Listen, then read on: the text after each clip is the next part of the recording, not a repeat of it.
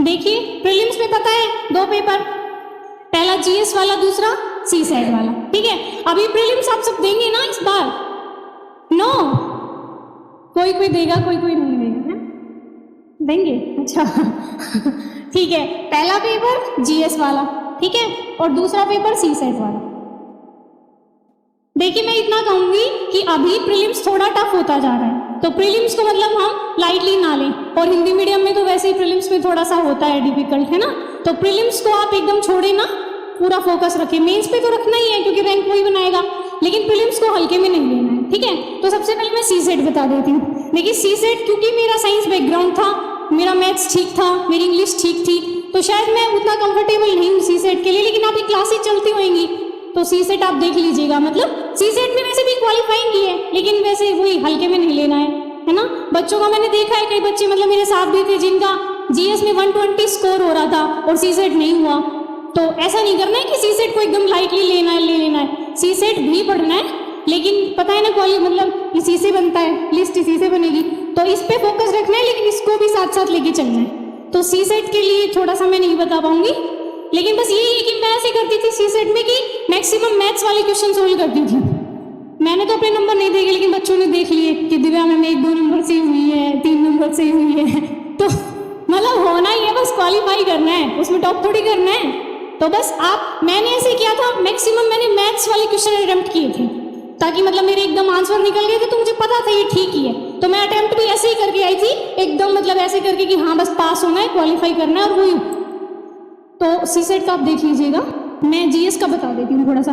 देखिए 100 क्वेश्चन आते हैं, ठीक है, मैक्सिमम अगर आप अच्छे से पूरी ईमानदारी से पढ़ते हैं तो मैक्सिमम 40 क्वेश्चन ऐसे मिलेंगे जो आपको लगेगा कि हाँ आते हैं, थोड़ा बहुत कुछ कर लेंगे, है ना, शायद आते हैं। लेकिन 60 क्वेश्चन ऐसे होंगे जो आपको मतलब वहाँ अगर आप मेंटली स्टेबल हैं और एक्टिव हैं तो ही कर पाएंगे, ठीक है, क्योंकि एलिमिनेशन मेथड आपको पता ही है, वो अपनाना पड़ेगा।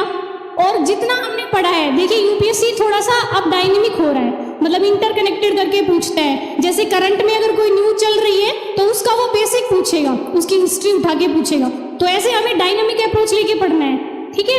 तो 100 क्वेश्चन आएंगे, 40 तो हो जाएंगे हमारे वैसे ही जो आते हैं, बच गए 60।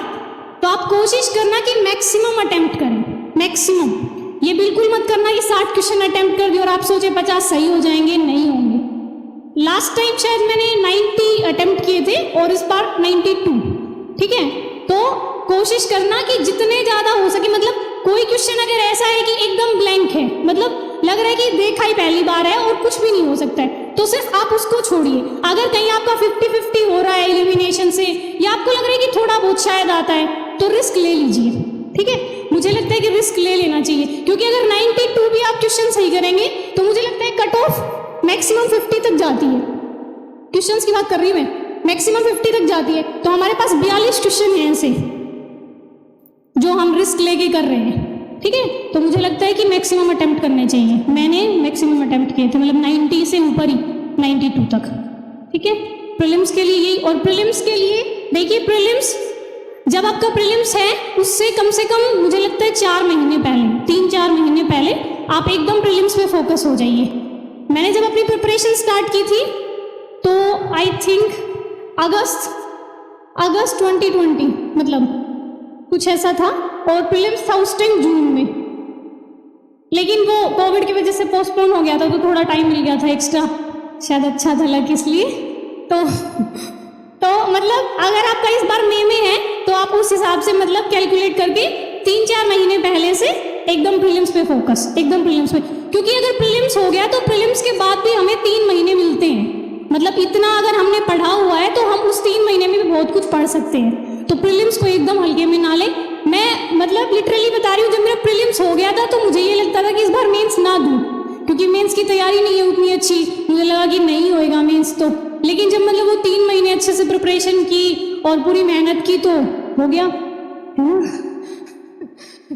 तो इसलिए प्रीलिम्स अच्छे से करना है 3-4 महीने पहले। अभी इस बार शायद आपका मई में है ना, 28 को कुछ है, हाँ, तो मतलब 3-4 महीने आप कैलकुलेट कर लिए, फरवरी से मतलब स्टार्ट कर दीजिए प्रीलिम्स की पढ़ाई, मतलब एकदम प्रीलिम्स पे फोकस हो जाना।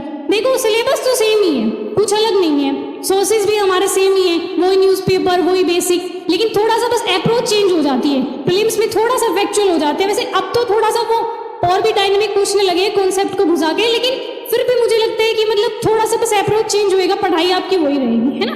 तो प्रीलिम्स आप 3-4 महीने पहले से शुरू कर दीजिएगा। और प्रीलिम्स के लिए जो मतलब स्पेसिफिक मैंने किया, देखिए ज़्यादा नोट्स मत बनाइएगा। जैसे आप न्यूज़पेपर पढ़ते होंगे डेली, कौन सा पढ़ते हैं?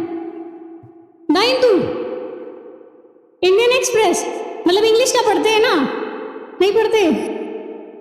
मतलब देखिए थोड़ा सा मुझे ऐसा लगता है कि इंग्लिश का पढ़ लेना चाहिए, क्योंकि शुरू में थोड़ी सी दिक्कत आती है। जब मैंने हिंदू शुरू किया था, एकदम शुरू में जब मेरी प्रिपरेशन शुरू हुई, तो मेरे को शायद 3 घंटे लगते थे, 3 घंटे लगते थे, और मैं हिंदू में लगाती थी 3 घंटे, क्योंकि मुझे ये जो फोबिया होता है कि हाँ इंग्लिश वाले हिंदू पढ़ रहे हैं, हम नहीं पढ़ रहे हैं, तो मुझे लगता है हिंदू पढ़ लेना चाहिए। मतलब वेदर हिंदू और इंडियन एक्सप्रेस आप कोई भी प्रीफर कर सकते हैं, लेकिन एक बार इंग्लिश का देख लेना चाहिए। मैंने क्या किया था, जैसे शुरुआत में मैंने 3-4 महीने पढ़ा था हिंदू, मतलब मैं मंगवाती थी गाँव में और पढ़ती थी उसको, लेकिन उसके बाद मुझे ये हो गया था कि हाँ क्या क्या इंपॉर्टेंट है, मुझे पता चल गया था जब मैंने इतना टाइम दिया।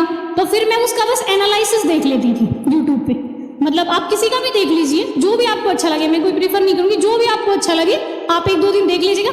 एनालाइज आप जब देखते हैं तो उससे क्या फायदा होता है, एक तो आपको पहले से पता है कि क्या क्या इंपॉर्टेंट है, दूसरा जब हम सुनते हैं कोई चीज़ और सामने वाला समझाता है तो ज़्यादा याद रहती है। तो इसलिए एनालाइज जरूर देख लीजिए, मतलब ज़्यादा से ज़्यादा 1 घंटे का होता है, तो ये जरूर। मतलब मैंने तो मतलब नोट्स भी बनाए थे हिंदू के, लेकिन वो रिवीजन नहीं हो पाया उनका, लेकिन मुझे लगता है कुछ फायदा हुआ था, क्योंकि जब मैं लिखती हूँ, मतलब आप भी जब लिखते होंगे तो याद तो होता ही है थोड़ा बहुत। तो मैंने तो नोट्स भी बनाए थे, और आप भी बना लेना। आप मतलब ज़्यादा बड़े मत बनाना कि लास्ट टाइम पे हम रिवीजन ना कर पाए।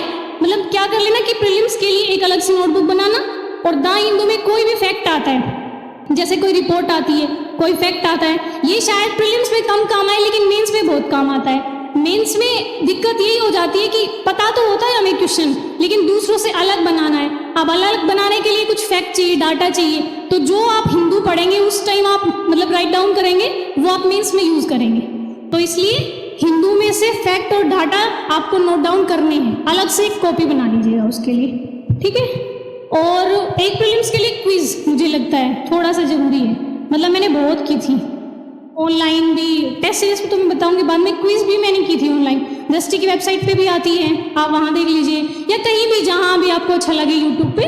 अगर मतलब प्रीलिम्स के हिसाब से कोई क्विज हो रही है तो क्विज कर लीजिएगा, उससे मतलब थोड़ा आइडिया हो जाता है। जैसे हिस्ट्री में अगस्त प्रस्ताव है, उसको हम पढ़ लेते हैं कि ये बातें थी 3-4, लेकिन जब क्विज होती है तो वो अपने हिसाब से बनाते हैं, तो उस टाइम हमें ये पता चलता है कि हाँ ये वाला पॉइंट हमसे छूट गया था। ये रक्षा की जगह वो विदेश लिख देते हैं, और मतलब संविधान सभा में किस किस को शामिल करेंगे तो वो थोड़ा सा घुमा फिरा देते हैं। तो जब हम क्विज करेंगे तो पता चल जाएगा कि शायद ये पॉइंट हमसे छूट गया था, तो इसलिए क्विज जरूरी है, ठीक है। और टेस्ट सीरीज प्रीलिम्स से मतलब मैंने शायद 60 लगाए होंगे, 60 मतलब टेस्ट किए थे मैंने, ऐसे तो नहीं दिए कहीं टेस्ट, मैंने मतलब ले लिए थे वहीं से, और मतलब प्रिंटेड, और मैं बस कर लेती थी और फिर मैच कर लेती थी, और फिर उसका जो भी सॉल्यूशन था जो मुझे नोट डाउन करना होता था वो नोट डाउन। तो मतलब कम से कम 60 तो आपको करने ही हैं, हर हाल में करने हैं, और ऐसे नहीं कि कर लेने हैं और फिर बस छोड़ देने हैं कि ठीक है इतना सही हो गया। मतलब करने के बाद हमें उसका सॉल्यूशन भी देखना है, ये भी देखना है कि कहाँ गलती हुई, कौन सा हमें नहीं आया, कौन सा आया। तो मतलब 2 महीने पहले अगर आप डेली भी एक टेस्ट करेंगे तो 60 मतलब मोर देन